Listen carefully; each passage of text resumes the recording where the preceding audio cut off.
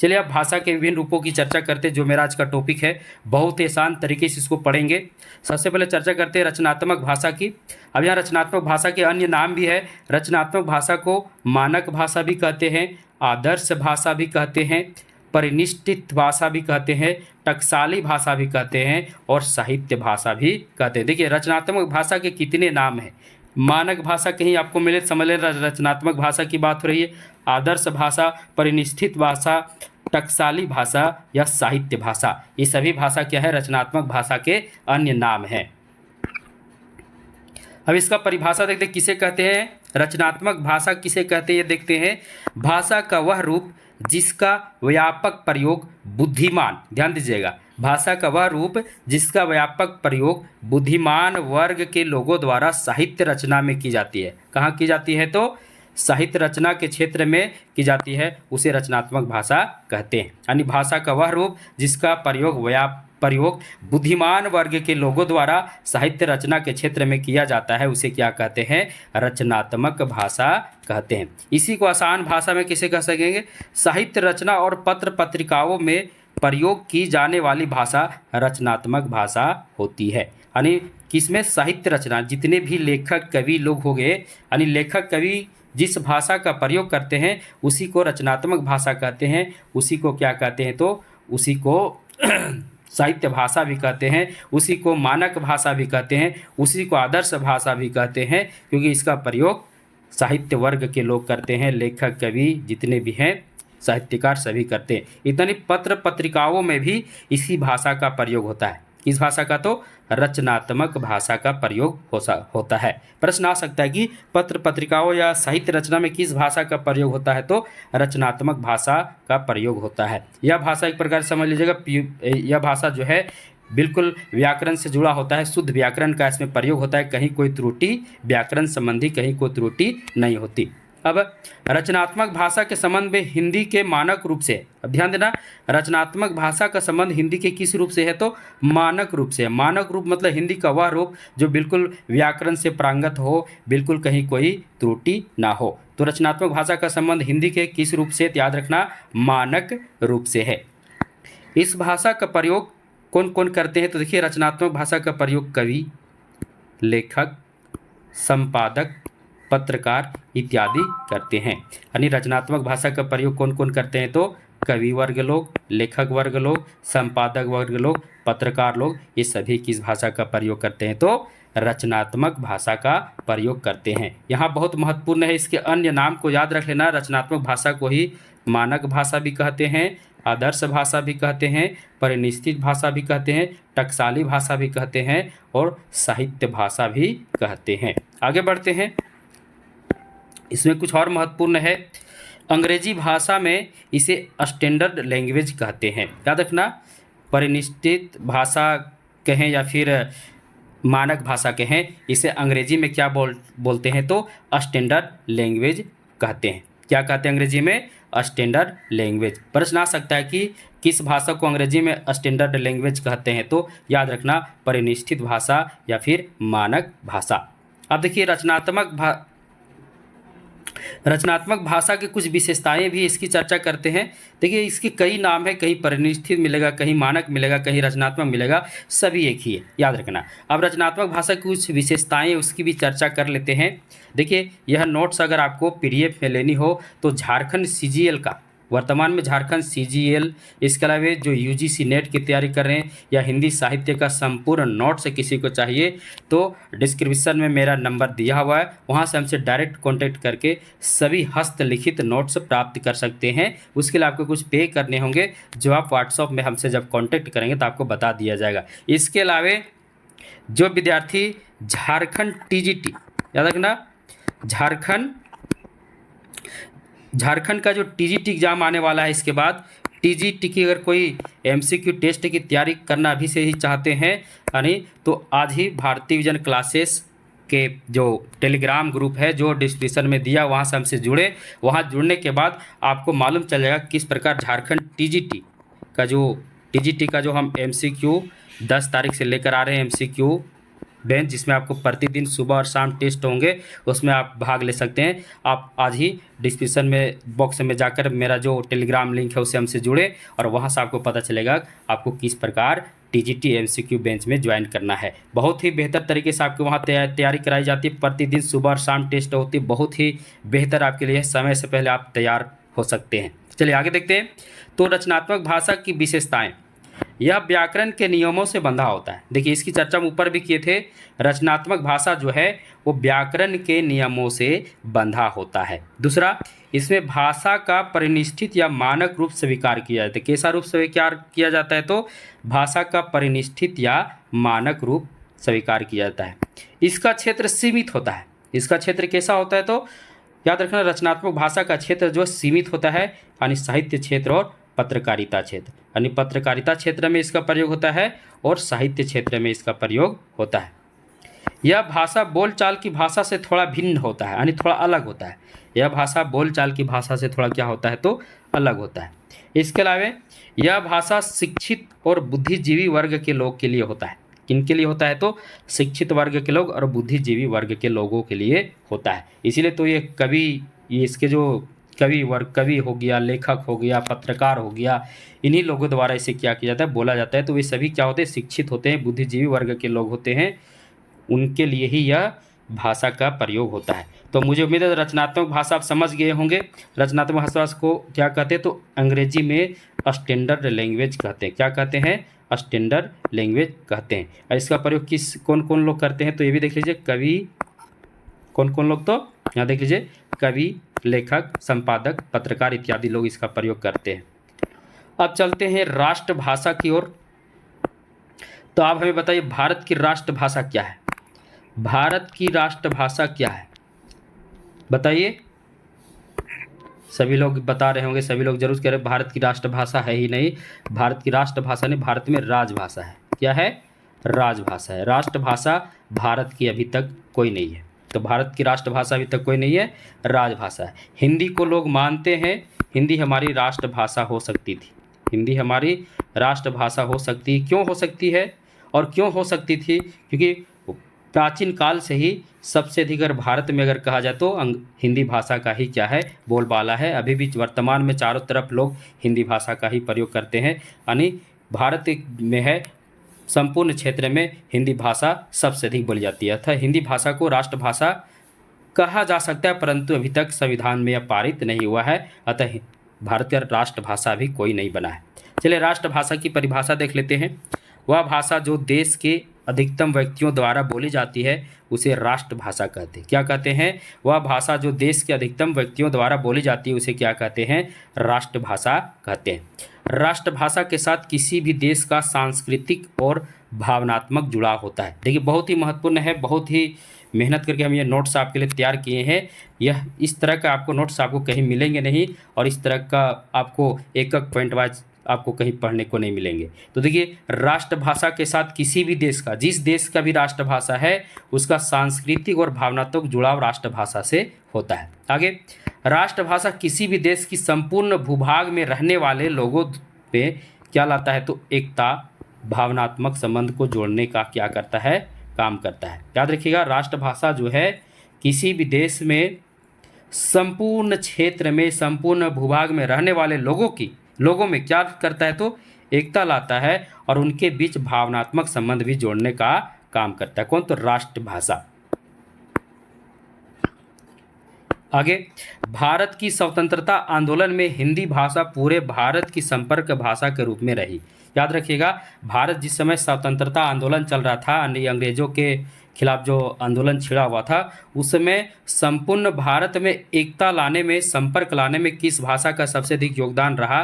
तो हिंदी भाषा का सबसे अधिक योगदान रहा। पूरे भारतवर्ष में सर्वाधिक बोले जाने वाली भाषा हिंदी है। पूरे भारतवर्ष में सबसे अधिक कौन सी भाषा बोली जाती है? तो हिंदी बोली जाती है, परंतु यह राष्ट्रभाषा की दर्जा हासिल नहीं कर पाई। यानी पूरे भारतवर्ष में अभी भी कौन सी भाषा सबसे अधिक बोली जाती है? तो सर्वाधिक बोले जाने वाली भाषा अभी भी हिंदी है, परंतु यह राष्ट्रभाषा की दर्जा हासिल नहीं कर पाई। हिंदी भारत की क्या है? तो राजभाषा है। क्या है? हिंदी भारत की राजभाषा है। अब यहाँ राष्ट्रभाषा की विशेषताओं की चर्चा करते हैं, एक एक पॉइंट को समझेंगे। राष्ट्रभाषा किसी भी देश की संपर्क भाषा होती है। क्या होती है? तो राष्ट्रभाषा किसी भी देश की संपर्क भाषा होती है। राष्ट्रभाषा का प्रयोग क्षेत्र क्या है? विस्तृत है। क्या है? विस्तृत है। उधर हम देखे थे कि परिनिष्ठित या रचनात्मक भाषा का क्षेत्र क्या था? संक्षिप्त था, मतलब क्षेत्र उतना फैला हुआ नहीं था, वह शिक्षित वर्ग के लोगों के लिए था। लेकिन राष्ट्रभाषा किसी भी देश की संपर्क भाषा होती है। साथ ही साथ इस भाषा का प्रयोग क्षेत्र क्या है? विस्तृत है, यानी फैला हुआ चारों तरफ। इसके बाद राष्ट्रभाषा जन समुदायों से जुड़ा होता है। राष्ट्रभाषा क्या होता है? तो जन समुदायों से, यानी सभी लोगों से जुड़ा होता है, यानी जिस राष्ट्र में रहने वाले जितने भी लोग हैं सभी लोगों से राष्ट्रभाषा जुड़ा होता है। आगे, राष्ट्रभाषा का सामाजिक एवं सांस्कृतिक महत्व होता है। राष्ट्रभाषा क्या है? तो सामाजिक एवं सांस्कृतिक महत्व होता है। राष्ट्रभाषा का राष्ट्रध्वज की भांति पूरे देश में सम्मान एवं प्रतिष्ठा होती है। याद रखना, राष्ट्रभाषा का जो है राष्ट्रध्वज को जिस प्रकार हम सारे देश के लोग, जिस देश का भी राष्ट्रध्वज होता है उस ध्वज को जिस प्रकार उस देश के लोग सम्मान करते हैं, उसी प्रकार राष्ट्रभाषा का भी उसी ध्वज के जैसा सम्मान मिलती है। आगे, राष्ट्रभाषा की लिपि राष्ट्रीय लिपि होती है, यानी राष्ट्रभाषा की लिपि भी जो होती है क्या होती है? राष्ट्रीय लिपि होती है। तो ये सभी राष्ट्रभाषा के विशेषताएं थे। राष्ट्रभाषा किसे कहते हैं आपको मालूम चल ही गया। राष्ट्रभाषा जो संपूर्ण किसी भी देश के संपूर्ण क्षेत्र में सबसे अधिक जो बोली जाती है उसी को क्या कहते हैं? राष्ट्रभाषा कहते हैं। और राष्ट्रभाषा जो है एक प्रकार से लोगों में एकता और भावनात्मक संबंध जोड़ने का काम करती है। इसके अलावा हिंदी भारत की क्या है? राष्ट्रभाषा ना होकर राजभाषा है। अब हम आगे चलते हैं। अब यहाँ ध्यान दीजिएगा, राष्ट्रभाषा के रूप में देखिए, राष्ट्रभाषा के रूप में हिंदी का समर्थन करने वाले महापुरुषों का कथन। बहुत सारे महापुरुष जो हिंदी को राष्ट्रभाषा के रूप में देखना चाहते थे और उन्होंने कुछ कथन दिए हैं। यह परीक्षा के दृष्टि से सभी बहुत महत्वपूर्ण है। सबसे पहले महात्मा गांधी जी ने क्या कहा था? तो महात्मा गांधी जी ने कहा था हिंदी को हम राष्ट्रभाषा मानते हैं। क्या कहा था? हिंदी को हम राष्ट्रभाषा मानते हैं, ये महात्मा गांधी जी ने कहा था। अब देखिए, एक और महापुरुष हैं दयानंद सरस्वती। दयानंद सरस्वती ने क्या कहा था? मेरी आंखें उस दिन देखने को तरस रही है जब कश्मीर से लेकर कन्याकुमारी तक सब हिंदी समझने और बोलने वाले लग जाएं। यानी दयानंद सरस्वती कहना चाह रहे हैं कि मेरी आंखें उस दिन को देखने के लिए तरस रही है जब कश्मीर से लेकर कन्याकुमारी तक अर्थात संपूर्ण भारतवर्ष में सभी हिंदी को समझने और बोलने लग जाए, उसी को देखने के लिए इनकी आंखें तरस रही है, ऐसा वो दयानंद सरस्वती कहते हैं। उसके बाद देखिए, केशव चंद्र सेन जी क्या कहते हैं? तो केशव चंद्र सेन जी कहते हैं हिंदी अखिल भारत की राष्ट्रभाषा बनने योग्य है। केशव चंद्र सेन जी कहते हैं हिंदी अखिल भारत की राष्ट्रभाषा बनने योग्य है। ये यहाँ के जो यह बहुत ही महत्वपूर्ण परीक्षा की दृष्टि से, और परीक्षा में यहाँ से कई बार प्रश्न आ चुके हैं। उसके बाद देखिए, राजा राम मोहन राय, ये भी एक महापुरुष हैं। इन्होंने क्या कहा है राष्ट्रभाषा के लिए? इस समग्र देश की एकता के लिए हिंदी अनिवार्य है। क्या है? हिंदी अनिवार्य। तो ये विभिन्न महापुरुषों द्वारा जो अधिकतर प्रश्न परीक्षा में आते हैं उन सभी के कथनों को हम लेकर आए। इसके अलावा आपको राष्ट्रभाषा समझ में आ ही गया होगा, राष्ट्रभाषा किसे कहते हैं। आगे चलते राजभाषा की चर्चा करते हैं। सबसे महत्वपूर्ण है, यहाँ से कई प्रश्न आते हैं। तो राजभाषा को समझते हैं। जो भाषा देश के राजकीय कार्यों के लिए प्रयुक्त होती है वह राजभाषा कहलाती है। समझिएगा, जो भाषा देश के राजकीय कार्यों के लिए प्रयुक्त होती है वह क्या कहलाती है? राजभाषा कहलाती है। यानी देश में जितने भी कार्य होते हैं राजकीय कार्य, वो सभी कार्य किस में संपन्न होते हैं? तो राजभाषा में संपन्न होते हैं। राजभाषा का अर्थ होता है राजकाज की भाषा। किसकी भाषा? राजकाज की भाषा। राजभाषा को अंग्रेजी में क्या कहते हैं? तो राजभाषा को अंग्रेजी में ऑफिशियल लैंग्वेज कहते हैं। बहुत ही महत्वपूर्ण है ये भी, इससे भी प्रश्न बनता है कि राजभाषा को या फिर ऐसे आ सकता, राजभाषा को अंग्रेजी में क्या कहते हैं? तो ऑफिशियल लैंग्वेज। या फिर ऐसे ही प्रश्न आ सकता है कि ऑफिशियल लैंग्वेज को हिंदी में क्या कहते हैं? तो राजभाषा कहते हैं। और स्टैंडर्ड लैंग्वेज को क्या कहते हैं? तो स्टैंडर्ड लैंग्वेज को मानक भाषा, परिनिष्ठित भाषा या फिर रचनात्मक भाषा कहते हैं। तो ये भी महत्वपूर्ण है, राजभाषा को अंग्रेजी में क्या कहते हैं? Official language. राजभाषा के मुख्यतः 4 क्षेत्र हैं। कितने क्षेत्र हैं? राजभाषा जो है मुख्यतः 4 क्षेत्रों में इसका प्रयोग है। कौन कौन क्षेत्र में? पहला शासन के क्षेत्र में, दूसरा विधान के क्षेत्र में, तीसरा न्याय के क्षेत्र में और चौथा कार्यपालिका के क्षेत्र में। अब चलते हैं, आगे बढ़ते हैं। राजभाषा को शासन की भाषा भी कहा जाता है। क्या कहा जाता है? राजभाषा को शासन की भाषा भी कहा जाता है। हिंदी भाषा भारत की राजभाषा है। ये तो ऊपर भी हम चर्चा कर दिए थे। हिंदी भाषा भारत की क्या है? तो राजभाषा है। 14 सितंबर 1949 ईस्वी को, देखिए डेट बहुत महत्वपूर्ण है, यहाँ से परीक्षा में प्रश्न बनेंगे। 14 सितंबर 1949 ईस्वी को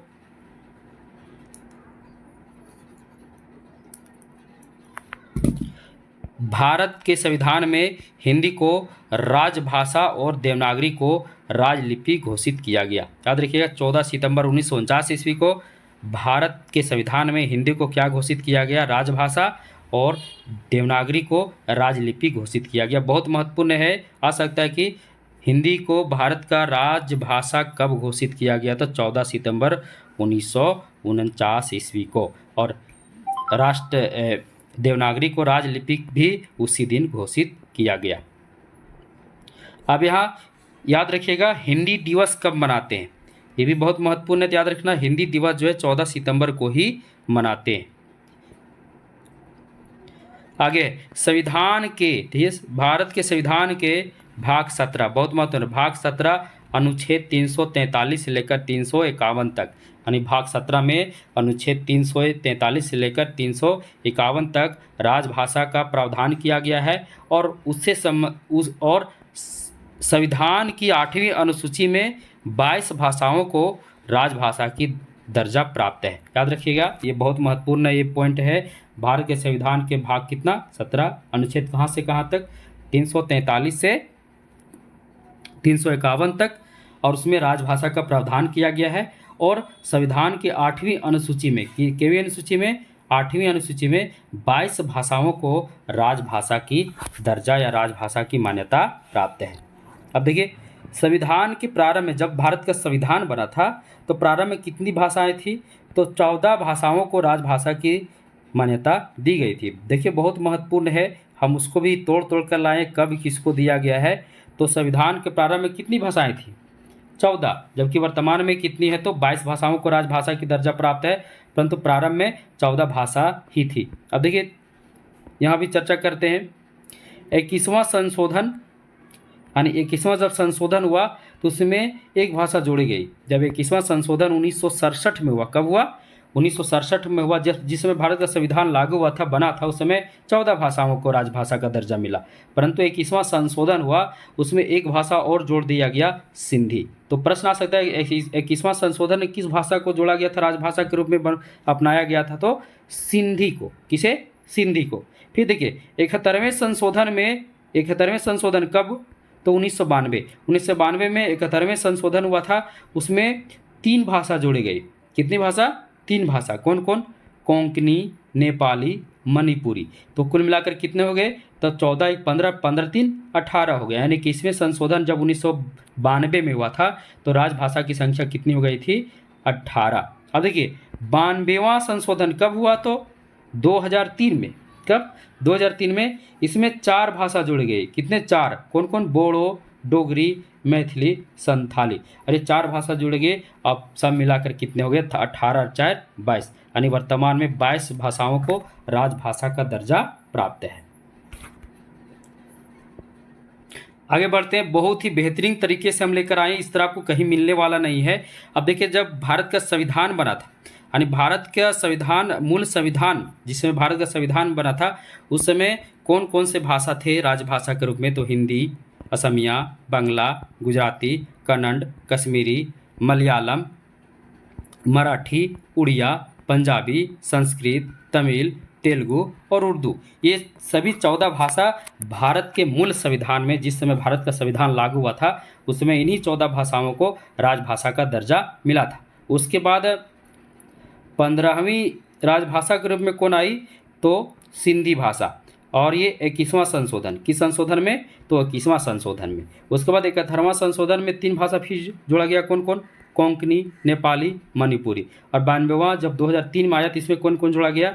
बोडो, डोगरी, मैथिली, संथाली। तो इतना बेहतरीन तरीके से हम आपको लेकर आए हैं, ये आपको कहीं मिलने वाला नहीं है। यहाँ से प्रश्न कई तरह से बन सकते हैं कि इनमें से कौन सा भाषा है जो मूल संविधान में नहीं था, यानी कौन सा राजभाषा है जो मूल संविधान में नहीं था। 3 इससे दे देंगे और एक इधर से कोई दे देंगे, उसमें कन्फ्यूजन हो जाएगा। तो इसे आप अगर याद कर लेंगे तो आपके दिमाग में हमेशा के लिए रह जाएगा। आपको याद क्या करना है? जो बाद में जोड़ा गया उन सभी को अगर याद कर लेंगे तो जो बच गया वो किस में है? तो वे जो मूल संविधान में 14 भाषाएं जोड़ी गई थी उसमें वो सम्मिलित है। अगर इसका आपको नोट्स चाहिए, आज ही भारतीय विजन क्लासेस का टेलीग्राम ग्रुप में ज्वाइन करें, जहां और वहां आपको पता चल जाएगा किस प्रकार आप नोट्स प्राप्त कर सकते हैं। इसके अलावा मेरा नंबर भी दिया हुआ है, नंबर से आप हमसे डायरेक्ट कॉन्टेक्ट भी कर सकते हैं, वैसे भी आप प्राप्त कर सकते हैं। चलिए आगे बढ़ते हैं, संपर्क भाषा की चर्चा करते हैं। राजभाषा के बाद कौन सी भाषा है? संपर्क भाषा है। व्यक्ति, परिवार, समाज, राज्य तथा देश विदेश के बीच अपनी भावनाओं, सूचनाओं का आदान प्रदान में जिस भाषा का प्रयोग होता है उसे संपर्क भाषा कहते हैं। देखिए कितना बेहतरीन तरीके से हम इसको आपको समझाने का प्रयास किए, इसे आपको आसान आपके लिए बनाए, आसान बनाए यानी संपर्क। संपर्क देखिए इसको पकड़िए, संपर्क, संपर्क करने वाला भाषा यानी व्यक्ति, परिवार, व्यक्ति का संपर्क किसी से, परिवार का संपर्क, समाज का संपर्क, राज्य का संपर्क या देश विदेश के बीच, यानी जितने यहाँ दिए गए हैं, व्यक्ति से परिवार बनता है, परिवार से समाज बनता है, समाज से आगे बढ़कर राज्य, राज्य से देश विदेश होता है। तो इन्हीं के बीच अपनी भावनाओं को या सूचनाओं को आदान प्रदान करने में जिस भाषा का प्रयोग होता है उसे क्या कहते हैं? संपर्क भाषा कहते हैं। यानी एक व्यक्ति दूसरे व्यक्ति से अपनी भावनाओं, सूचनाओं को आदान प्रदान करने में जिस भाषा का भी प्रयोग करता है वे संपर्क भाषा होता है। अब आगे देखिए, प्राचीन काल में भारत की संपर्क भाषा संस्कृत थी। बहुत ही महत्वपूर्ण है, प्रश्न बन सकता है, प्राचीन काल में भारत की संपर्क भाषा कौन रही? तो संस्कृत। आज हिंदी भारत की लोगों की संपर्क भाषा है, परंतु वर्तमान में किस भाषा को संपर्क भाषा माना गया है? तो हिंदी को। अंतर्राष्ट्रीय स्तर पर अंग्रेजी संपर्क भाषा, तीनों देखिए, तीनों पकड़ लेना। प्राचीन काल में संस्कृत भाषा, वर्तमान में हिंदी भाषा, लेकिन अंतर्राष्ट्रीय स्तर पर अगर बात हो, पूरे विदेश के स्तर पर बात हो तो अंग्रेजी भाषा। एक देश दूसरे देश से अंग्रेजी भाषा में संपर्क करता है, याद रखना, एक देश दूसरे देश से किस भाषा में संपर्क करता है? तो अंग्रेजी भाषा में संपर्क करता है। अब चलते संपर्क के बाद चलते हैं संचार भाषा किसे कहते हैं? तो जन संचार माध्यमों में जिस भाषा का प्रयोग होता है उसे जन संचार भाषा कहते हैं, उसी को संचार भाषा कहते हैं। यानी जन संचार माध्यम में जिस भाषा का प्रयोग होता है उसे ही क्या कहते हैं? जन संचार भाषा कहते हैं या फिर संचार भाषा कहते हैं।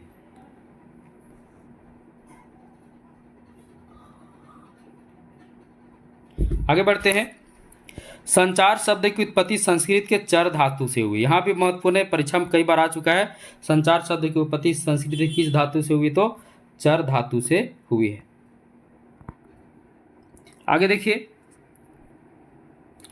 संचार किसे कहते हैं इसको समझते हैं। जब व्यक्ति अपनी भावनाओं को दूसरे व्यक्ति के सम्मुख प्रकट करता है उसे ही क्या कहते हैं? संचार कहते हैं। संचार का मतलब ये होता है चलना, आगे बढ़ते रहना, बढ़ना। तो जब व्यक्ति अपनी भावनाओं को दूसरे व्यक्ति के सम्मुख प्रकट करता है उसे ही क्या कहते हैं? संचार कहते हैं। और उस भाषा को क्या कहते हैं? संचार भाषा कहते हैं। अब जन संचार किसे कहते हैं? संचार का बड़ा स्वरूप है जन संचार। जब किसी तकनीकी या यांत्रिक माध्यम द्वारा, किसी तकनीकी या बहुत सारे भी माध्यम हो गए संचार करने के, आज मोबाइल, आज के ज़माने में मोबाइल जो है बहुत प्रचलित है, इंटरनेट आ गया है। तो जब किसी तकनीकी या यांत्रिक माध्यम, एक प्रकार से ये मशीनीकरण की बात हो रही है, जैसे मोबाइल आ गया आज, इसके माध्यम से बहुत आसानी से हम सब कुछ अपने भावनाओं को प्रकट कर लेते हैं। तो जब किसी तकनीकी या यांत्रिक माध्यम द्वारा सूचनाओं, विचारों और घटनाओं का आदान प्रदान संपूर्ण जन समूह तक किया जाता है उसे जन संचार कहते हैं। नाम से ही पता है जन संचार, ये संचार किसके लिए? पूरे जनता के लिए। किसके लिए है? तो पूरे जनता के लिए। जैसे समझ लीजिए, मान लो नरेंद्र मोदी का कोई प्रोग्राम आ रहा है, नरेंद्र मोदी का टेलीविज़न पर, तो ऐसा नहीं है कि किसी का अगर 1 लाख का टेलीविज़न है और किसी का मान लो 10,000 का टेलीविज़न है, तो ऐसा नहीं कि उसका टेलीविज़न पर पहले आएगा और इसका टेलीविज़न पर बाद में आएगा, ऐसा नहीं है। या फिर इसे समझिए कि किसी के यहाँ मान लो प्रधानमंत्री खुद अगर कोई लाइव टेलीकास्ट उनका हो रहा है या कोई प्रोग्राम आया है टेलीविज़न पर, तो ऐसा नहीं कि उनके घर में पहले आएगा और एक गरीब के घर में बाद में आएगा, ऐसा नहीं है। जनसंचार सबके लिए क्या है? एक है। यहाँ सबको एक माना जाता है, तो संपूर्ण जन समूह तक पहुँचाया जाता है, इसलिए इसको क्या कहते हैं? जनसंचार। इसको समझिए, टेलीविज़न पर कोई प्रोग्राम आता है या फिर कहीं कोई कार्यक्रम होता है या कुछ जितना कुछ आप देखते हैं या फिर अखबार वगैरह जितना कुछ आता है, ये सभी के लिए होता है। किसके लिए होता है? सभी के लिए होता है। इसलिए इसी को क्या कहते हैं? जनसंचार कहते हैं। यानी तकनीकी माध्यम द्वारा या यांत्रिक माध्यम द्वारा जितना तरह का सूचना हमें मिल जाता है, जितना तरह के विचारों को हमें मिलता है, जितना तरह घटनाओं की जानकारी हमें मिलता है, सभी क्या है? तो जनसंचार के ही सभी क्या हैं? प्रकार। सभी मिलकर क्या कहलाते हैं? तो जनसंचार ही कहलाते हैं। अब संचार के प्रकार, यहाँ जनसंचार नहीं, संचार के प्रकार। तो संचार के प्रकार है सांकेतिक संचार, संकेतों के माध्यम से जिसका प्रयोग होता है। मौखिक संचार, जिसे हम बोलकर संचार करते हैं। अंतःव्यक्तिक संचार, अपने आप से बात करना। जब व्यक्ति अपने आप से, कभी कभी ऐसा होता है जब कोई नहीं होता तो व्यक्ति क्या करता है? अपने आप से ही बात करता है, कुछ बातों को सोचते रहता है, तो उसी को कहते हैं अंतःव्यक्तिक संचार। फिर लिखित संचार किसे कहते हैं? जब लिखकर हम अपने भावनाओं विचारों को दूसरे के सम्मुख प्रकट करते हैं। अंतर्व्यक्तिक संचार किसे कहते हैं? तो अंतर्व्यक्तिक संचार, किसी अन्य व्यक्ति से बात करते हैं। जब हम किसी अन्य व्यक्ति से बात करते हैं तो उसको अंतर्व्यक्तिक संचार कहते हैं, और जब हम अपने आप से बात करते हैं उसको क्या कहते हैं? तो उसको कहते हैं अंतर्व्यक्तिक संचार उसे कहते हैं। दोनों समझना, क्योंकि यहाँ से कंफ्यूजन हो सकता है। जब हम अपने आप से बात करते हैं तो उसको क्या कहते हैं? अंतःव्यक्तिक संचार, और जब हम किसी अन्य व्यक्ति से बात करते हैं तो उसे क्या कहते हैं? अंतर्व्यक्तिक संचार। और जन समूह के लिए जो संचार प्रक्रिया उसको क्या कहते हैं? तो जन संचार कहते हैं। यानी संचार का ही एक प्रकार है जन संचार। अब यहाँ जन संचार के कुछ माध्यम है, उसकी चर्चा करते हैं। सबसे पहले मुद्रित माध्यम। मुद्रित माध्यम में कौन कौन आ जाएंगे? तो सबसे पहले मुद्रित माध्यम किसको कहते हैं? मुद्रित माध्यम, जब किसी को एक प्रकार से प्रिंट माध्यम द्वारा प्रिंट कर छपकर जब कोई सूचना घटना की जानकारी हमें मिलती है तो उसे क्या कहते हैं? मुद्रित माध्यम। एक प्रकार से कह सकते हैं कि प्रश्न यहाँ भी बन सकता है कि जनसंचार का सबसे पुराना माध्यम कौन सा है? तो याद रखना, मुद्रित माध्यम ही है। कौन सा है? तो मुद्रित माध्यम यानी प्रिंट माध्यम है, याद रखना, सबसे पुराना। क्योंकि पहले उस समय रेडियो वगैरह का तो ना तो रेडियो था ना टेलीविज़न था। उस समय लिख कर ही अपने भावनाओं विचारों को लोग क्या करते थे? प्रकट करते थे। या फिर एक राजा दूसरे राजा को कुछ संदेश भेजता था तो किस माध्यम से? लिख कर ही। तो मुद्रित माध्यम। मुद्रित माध्यम में कौन कौन आ जाएगा? जिसकी छपाई होती है, अखबार छपता है ना, छप कर आता है, पत्र पत्रिकाएँ, फ्लेक्स देखे होंगे, सभी बहुत सारे दुकान में फ्लेक्स लगे होते हैं, या फिर जगह जगह पर प्रचार के लिए फ्लेक्स का प्रयोग किया जाता है, चाहे नेता करे या फिर कोई बड़ा कंपनी करे, उसी को फ्लेक्स करते। सभी क्या है? जनसंचार के मुद्रित माध्यम है। अब श्रव्य माध्यम में कौन आ जाएगा? रेडियो। वह माध्यम जिसमें सिर्फ हम सुनते हैं, यानी सूचना घटना जो भी जानकारी हमें कैसे मिलता है? सुनकर, यानी सुनकर हमें प्राप्त होता है, तो उसे क्या कहते हैं? श्रव्य माध्यम। श्रव्य माध्यम में कौन आ जाएगा? तो आपका रेडियो आ जाएगा। कौन आ जाएगा? रेडियो। उसके बाद देखिए दृश्य माध्यम में कौन आ जाएगा? दृश्य माध्यम में समझ लो जिसमें हमें सुनाई भी देता है और दिखाई भी देता है, दोनों काम होता है, उसे क्या कहते हैं? दृश्य माध्यम कहते हैं। इसमें कौन कौन आ जाएगा? दृश्य माध्यम को इलेक्ट्रॉनिक माध्यम भी कहा जाता है। इसमें टेलीविज़न, यानी टेलीविज़न पर जितना तरह का प्रोग्राम हो या फिर समाचार वगैरह सब आता है, सब क्या है? दृश्य माध्यम ही है, जिसको हम सुनते भी हैं और देखते भी हैं। सिनेमा को भी हम क्या करते हैं? सुनते हैं और देखते भी हैं।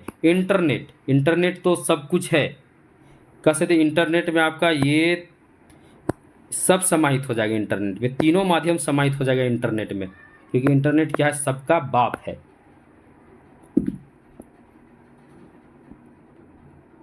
आगे बढ़ते हैं। अब यहाँ कुछ महत्वपूर्ण पॉइंट है जो परीक्षा की दृष्टि से महत्वपूर्ण है। जनसंचार का सबसे लोकप्रिय माध्यम टेलीविज़न। जनसंचार का सबसे लोकप्रिय माध्यम टेलीविजन, बहुत महत्वपूर्ण है। अगर परीक्षा में अगर आपका प्रश्न इसी तरह आता है, जनसंचार का सबसे लोकप्रिय माध्यम कौन सा है, तो टेलीविजन। जनसंचार का नवीनतम सबसे लोकप्रिय माध्यम, यानी जनसंचार का नवीन में, नया में सबसे लोकप्रिय माध्यम कौन है, तो इंटरनेट। अब ये बताइए इंटरनेट क्या, जितना भी माध्यम जनसंचार है सभी का बाप है। सभी का बाप क्यों करें, क्योंकि सारा कुछ अब इसी से होता है। आज हर जगह इंटरनेट की ही सुविधा है, इंटरनेट के बिना कुछ नहीं होता है। ना तो टेलीविज़न लोग चलाते हैं, ना इस सब जगह चाहिए इंटरनेट। इसीलिए इंटरनेट क्या है, जनसंचार का नवीन में यानी नया में सबसे लोकप्रिय माध्यम। जनसंचार का श्रव्य माध्यम कौन है, तो रेडियो।